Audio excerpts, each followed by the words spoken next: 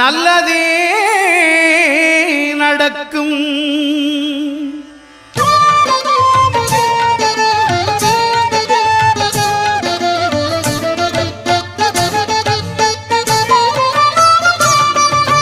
ஒன்பது கோளும் ஒன்றாய் காண அங்கு கற்பகம் என்னும் கடவுளின் மெய்யில் ஒன்பது கோளும் ஒன்றாய் காண அங்கு கற்பகம் என்னும் கடவுளின் மெய்யில்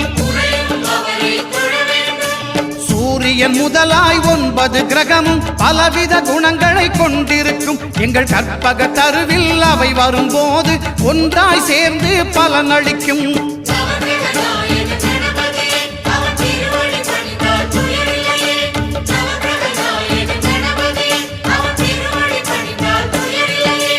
ஒன்பது